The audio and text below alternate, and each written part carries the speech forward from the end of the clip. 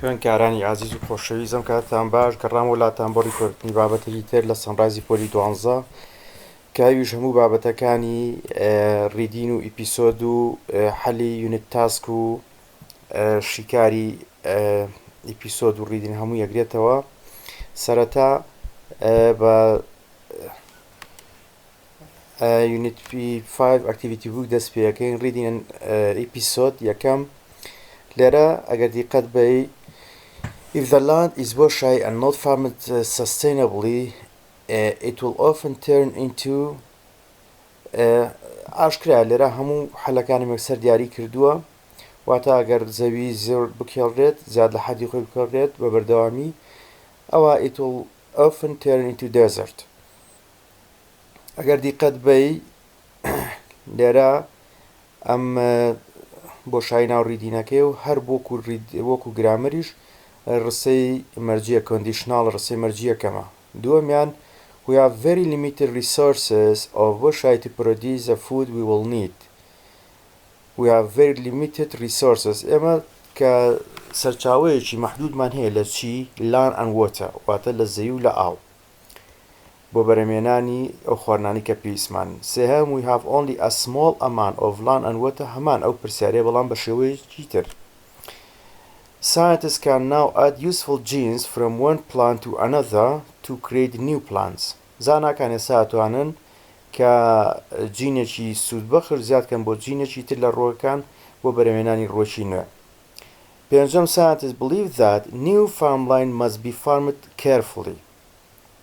شەشەم the world will soon face a food crisis because the population rise. واتە جیهان تووشی بەم زوانە تووشی قەیرانی خۆراگە بێتەوە. چییە؟ زیادبوونی ژمارەی دانیشتوانە the population rise. Millions of people left Oklahoma because the land could grow nothing. لەبەرەوەی لاندەکان هیچ شتێکی تیا ناڕێت.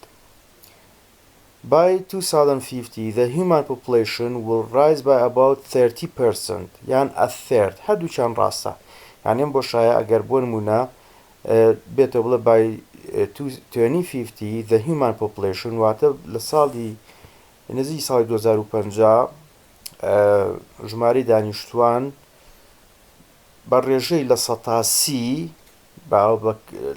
بە سەد بنووسێ بە پەرسەنت بنووسێ لە 130 یاخود بەکرد بنووسێ a third، یان یەک لە سەر سێ، هەر ڕاستە، یان بنووسی بنووسێ 30% هەر ڕاستە. The Oklahoma dust bowl disaster showed that it can also be very dangerous to create new farmland. Damn, we need to prepare urgently for the future because the human population will probably rise by nearly 2050 a third، عفواً، یان یەک لە سەر سێ یان لە 180 by 2050. ئەمە هەر هەمان پرسیاری پێشەوە بەڵام بە شێوەی تر. If a land is بۆشایی، ئەمەش هەر لێرا بە شێوەی تر دووبارە بۆتەوە. If a land is overused and not farmed successfully it will often turn into desert. We have very limited resource of land and water. خۆشەویستان لێرە کۆمەڵێک پرسیاری تایە کە دووبارە بۆتەوە هەر لەوانی پێشوایە.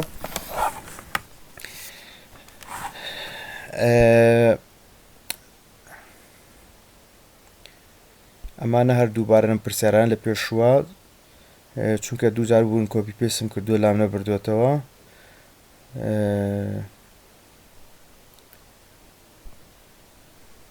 ئەمانە هەمووی ڕیدینەکەی کە دووبارە بۆتەوە. ئەم پرسیاران ئەڵێ with the use of genetically modified crops, scientists can create plants that produce more food, resist disease better, use less water. واتە بۆ زاناکان توان بەکارهێنانی دەستکاردنی جیناتی ڕۆکەکان چ ڕۆکێ بەرهەم بێنن؟ ڕۆکێک کە produce more food، خۆراک زۆر بەرهەم بێنێت و بەرگەی نەخۆشی زیاتر بکرێت و ئاویشی کەمتر بێ، کاتە all of them. Scientists can now add useful genes for one plant to another to create something new. Harmful genes scientists ئەمە ببوورەوە one of the dangers of GM is weeds يعني یەکێک لە مەترسیەکانی genetically modified چییە ئەو ڕێگەی کوشتوکاڵ weeds واتە گژوجیای بێکەڵک زیادەکە could reproduce with artificial GM crops. With the use of hydroponics, we can now grow crops in many places without soil. هذا the writer لرا قال الامتحان أبون من نساب the writer of this article food crisis ناوي article كي ناوي بابتك is clearly ياخد أجر لجاتي the writer بنوسي سام كارتر چونك سام كارتر writer كي أقال لبه is clearly for GM against GM international in other interested in other possible answers to the food crisis, all of them. The Oklahoma Dust Bowl was an ancient grassland over a century ago. By 2050, the human population will rise by about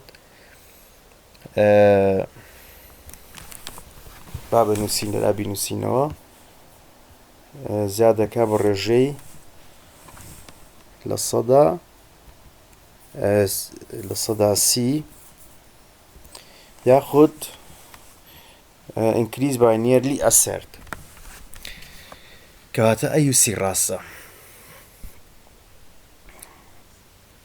لە ستودنت بووکە کۆمەڵە پرسیار و ئانسەری تیار لە خوار ئەو ڕیدینە خۆیەوە multiple choice هەمان و پرسیارانەیە کەمیان ئەوەیە کە لێرە نووسیمانە ژمارە داینشۆڵان ساڵی 2050 بە نزیکەی لە سەرسیان لە سەدا سی زیاد دەکات دوای ئەوە millions left Oklahoma because the land could grow nothing بۆچی ملیۆنە خەڵک ئۆکلاهۆمایان بەجێهێشت لەبەرەوەی زەویەکانی چیتیانە ڕوە. The writer believed that new farmland must be farmed very carefully. writer کەواتە سام کارتەر لەو باوەڕدا بوو کە زەوی کوشتوکاڵەکان ئەبێ زۆر بە باشی و بە وریاییەوە بکێڵرێن. The writer is clearly interested in other possible answers to the food crisis.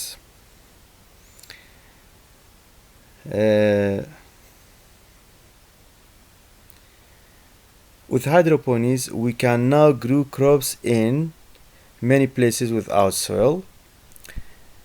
ئەمە بزانم هەموو ڕیدینی قەیرانی خۆرا لە جیاندا هەرە و پرسیارانە دوایونێت تاسی پێنجمانەیە باسی سێ کەسایەتیەکەن کارێکیان لە قاڕەیەکەن لە ناوەڕاستی ئەمریکا یاخود گواتیمالا یان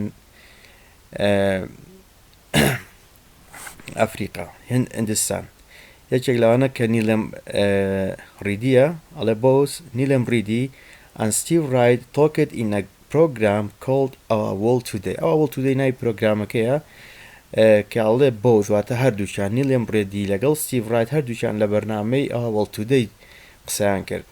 دووەمیان without the grassland the earth is getting hotter and drier. سێهەم without the plant of cover of the grassland the earth will get hotter and drier. هەمان پرسیارە تقریبا بەڵام سیقەکەی گۆڕاوە. The name of the program is Our World Today. ناوی ئەو بەرنامەی کە ئەو کەسایەتیان قسەیانتیاکە ناوی Our World Today بوو. نالم Nimel Reddy is a farmer, rural northern India. یاخولانە بەعکسەوە بڵێ نیلەم ڕێدی is بۆشایی in rural northern India یان بڵێ نیلەم ڕێدی is a farmer rural بۆشایی ئەو کاتە بڵێ northern India لەبەر ئەوەکو پێناسێک ئەوە بێهر لە بەریشکەی. 30 years ago people in India went down 20 meters. واتە 20 ساڵ لەمەوە پێش خەڵکانە لە هەندستان کە ئایان هەڵەکەن بیران هەڵەکەن 20 متر ئەچوونە خوارە بۆی واتە 20 متر هەڵەکەن بە 20 متر ئەگەشتە ئاو for underground water to irrigate their crops. واتە وەڵامی سی ڕاستە. Now the water table is 200 meters down. It means 10 times. واتە جاران 20 بووە ئێستا 200 مترە 200 تەقسیم دووکە یەکاتە 10 هێندە 10 times ئەمە هەر بۆ مەبەسی بۆ مۆزوی فراکشن و کەرتەکان سوودی لێ دەبینیت. هەشتم if water turns salty famine will disappear. ئەگەر ئاو سوێر بۆ گەداریان جوتیاری و کشت و کاڵی دیار نامێنێت واتە ناو دەچێت. Joseph Nujuma is a soil scientist from Namibia. واتە زانستێکی بواری خاک بۆ لە نامیبیا. The rising of humans population means too many animals. زۆربوونی ژماری دانیشتوان واتە زۆربوونی ژمارەی ئاژەڵ. When the earth gets hotter and drier, rain will stop and land become desert.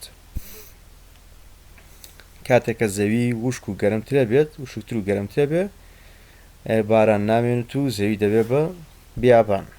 12 Maria Rodriguez is a housewife and mother from Guatemala, Central America. Nilem Ridi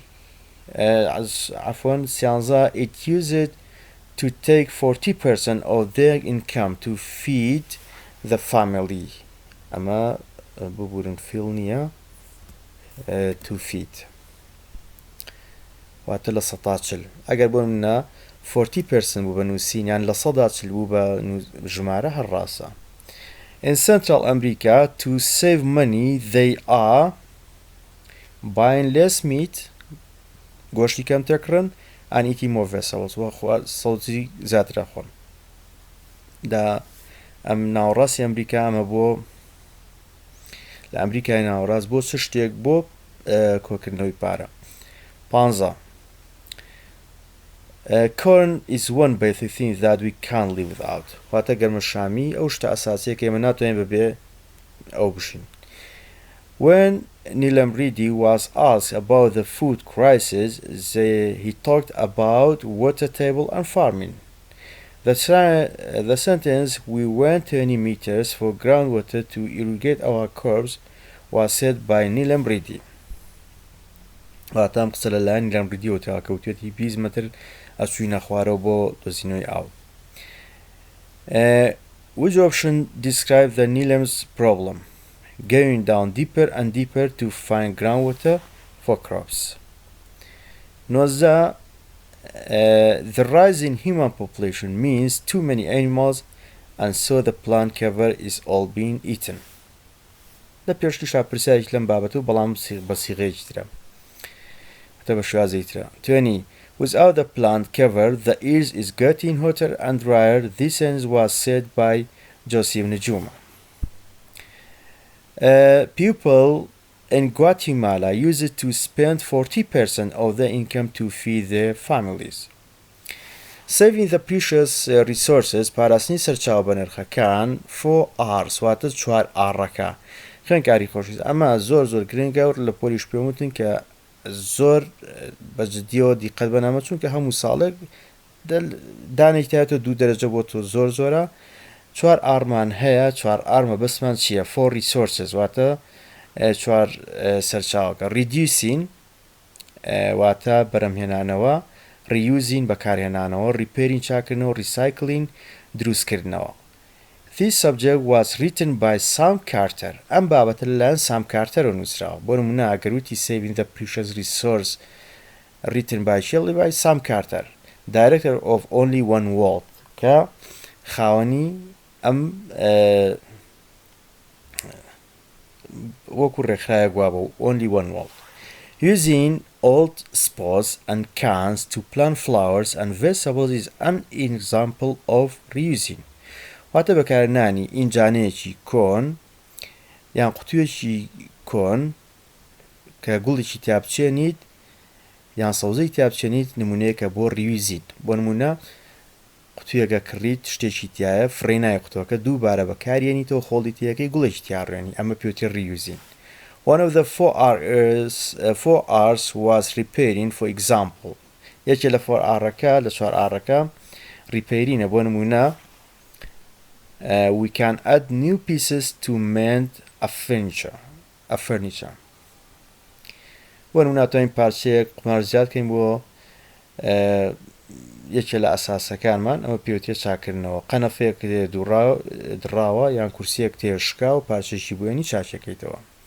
One of the 4 R's was repairing, for example. هەروە بۆ repairing replace buttons that are missing from clothes بۆ نمونە کراسەکەی قۆبچەی لێبۆتەوە قۆبچەی پێێنیتەوە چاچەکەیتەوە پێوتێ repairing to turn the light off when we leave a room is an example of reducing بۆ نمونە لە ژوورێکای کارەبا داگرساوە لە ژووری تا هەم کارەبای شەکە بۆی کارەبا کەم سەرفکەی reducing واتە کەمکردنەوە چی دەکەی گڵۆپەکانە کوژێنیتەوە کارەباکە کەمتر سەرف بێت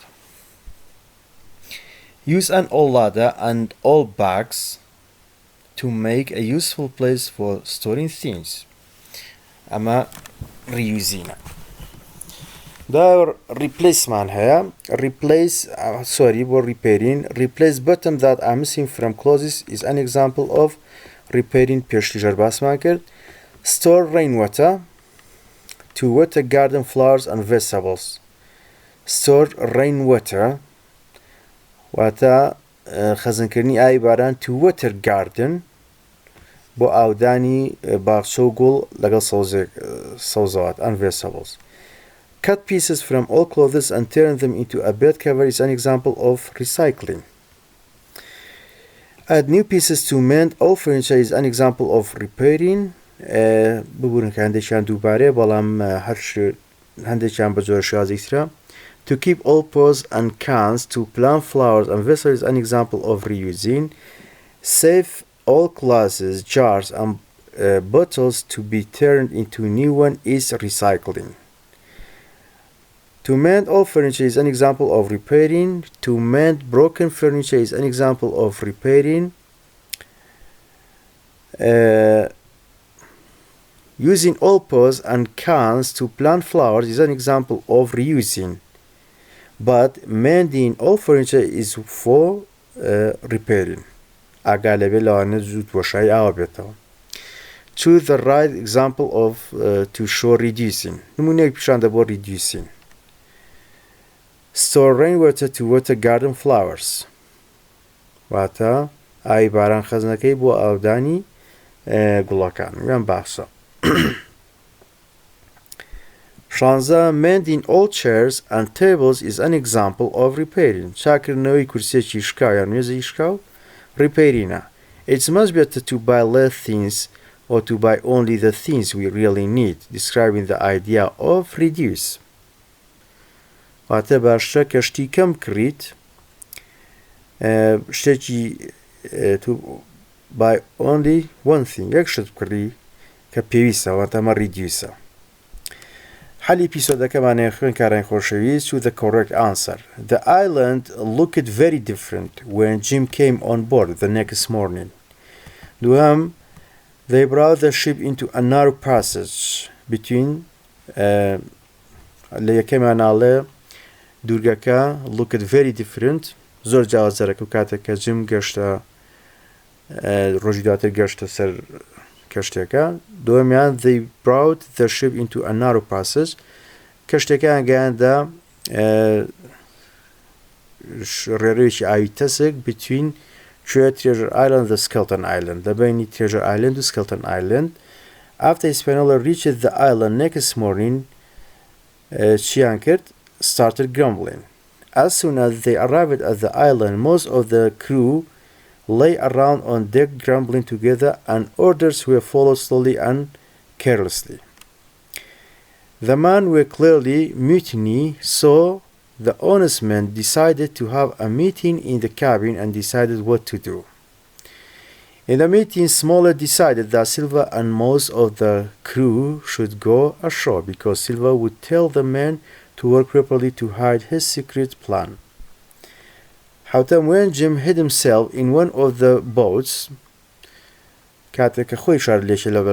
only Silver saw him. As the boats reached the beach, Jim ran into the woods for safety. When Jim was in the woods, he was happy because he had avoided Silver. When Jim later heard voices, he quietly moved closer and found Silver and Tom. Joyla, Silver and Tom. When Jim was hiding behind a tree in the woods, he saw Silver was trying to persuade Tom to join the pirates. Joyla سیلڤەر بوو کە قەناعەت کات بە تۆم پەیوەندی کا بە چەتەکانەوە. When Silver told Tom to join them, Tom didn't say anything. کاتێک کە هیچ قەناعەتی پێوکا بەڵام تۆم هیچی نەوت. Didn't say anything. Silver killed Tom with a knife because Tom knew Silver's plan. لەبەرەوەی بە پلانەکەی سیلڤەری زانی.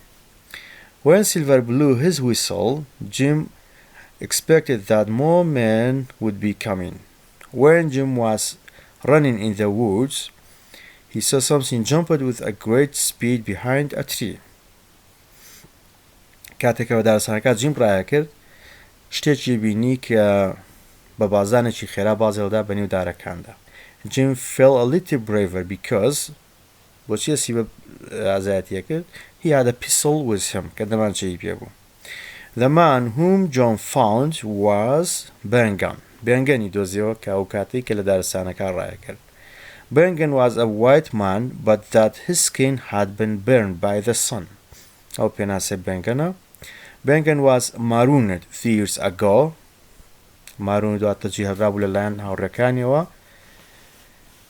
Marooned means to be left by your shipmates. واتای مارونیان پێناسەی مارون کە لەلایەن هاوڕێکانتەوە بەجێبێڵی on a distant island لە دوورگەیەک with only a gun to help you survive. تەنها بۆی دەمانچەیەک پێوێت و بۆی خۆت ڕزگارکەی. Bengan had been dreaming of chess. Bengan said that he was rich, that meant he had found the treasure. Bengan promised to give Jim some of his treasure because Jim was the first one who found him. دەوتەرچی بڕکاریدا وعدی پێدا کە لەو سەروەتەی بداتێ لە بەر یەکەم کەس بوو کە جیم ئەوی دۆزیەوە. On his second visit to the treasure island, Bengan persuaded the new crew and they looked for the treasure for 12 days. The Captain Flint had buried the treasure with the help of 6 strong men. Bengan and the new crew looked for Flint's treasure for 12 days. خوێنکارانی خۆڕێ ئەکتیڤیتی بووکەکەمان هەیە لە ئەکتیڤیتیکە ئەم کۆمەڵانە ئەم شتانە زۆر گرنگن. ئەمانە ئەپۆزیتن واتە عەکسن ئۆربن شاری ڕوورەڵ لادێیی سۆڵوەتە فرێژوەتە ئاوی سوێریان ئاوی سازگار ئەپیر دیزەپیر دیارمان دیاریان دیارنەمان سی لاند ئەو ئاشکرایە پاسیڤ ئەنەکتیڤ وێتە لەگەڵ دوایە تارتر یاخود وشکتر های لۆ سازرن نۆرترن. ئەگەر لە ئیمتیحانە ئەم وشانە دووشانە ببێتەوە ڕێک ئەم بۆ شانێکردنا ئەکتیڤیتیەکەی خۆتایە بۆ ناڵە the opposite of urban is rural. لەمانە توانیت تۆ یەکسەر بۆ نمونە ڕوورەڵ هەڵبژێریت. با ئەمە لێرە حلیشی بکەین. یاخود دەڵێن the word appear is the opposite of disappear. The opposite of sea is land. The opposite of salt water is fresh water. The opposite of high is low. The opposite of passive is active. The opposite of southern is northern. The opposite of wetter is drier. يعني ئاگات لەم جوود وشانە بێت کە چۆن دێتەوە. ئەو شانی کە بە پێشگیری RE دروست دەبن کە پێشش باسمان کردووە. Produce a new life, make a copy of something, replace, revise, recycle, reproduce, use something again or reuse. ئەمە بەجێڵم بۆ خۆت کە خۆت پێوی خەریکی خۆت حەلەکەی بکە خوێنکاری خۆشویست لەناو ئەکتیڤیتیەکەت هەر هەیە بەڵام خۆت هەوڵ بدە ئەمانە حەلکەیت. دوای ئەوە کتێبی ئەکتیڤیتیەکەت ڕایەنانێکمانەیە یونیتی 5 ڕایەنانی 1 بۆ 2 کە بە هەمان شێوە لێرە ئەم وشانەمان نووسیوەتەوە هاتوین لە خوارەوە ئەم ڕانانی کە نووسیمە زۆر گرنگە ئاگال لەبێ زۆر گرنگە لە ئیمتیحانە گەر کەرت و پەرسنتجی بۆ بێتەوە هەر ئەمانەی خۆتە بێتەوە نەن 50% ئەکاتە یەک لە سەردوو یان هاف یانڵێ ئەهاف. خوێنکاری خۆشویست، ئەم لە 150 ئاگار بێت کە ژمارە خێنیتەوە 50% هەمیشە ئەبێ ژمارەکە پێش نیشانەکە کەوت بێ. ئەگەر نیشانە پێش ژمارە کەوت بوو یانوسا پرسنت 50 ئەمە هەڵەیە ئاگار لێبێ. ئەمە ئیتر هەموو حەل و نووسینەکانیشم بۆ کردی لە بەرچاوتایە. دوایەوە گرامەری ترمانێ ways of comparing quantities، ئەمەژە نووسیمە زۆر گرنگە. بۆ نمونەڵە the 1950 population was less than 25% of the high 2050 projection.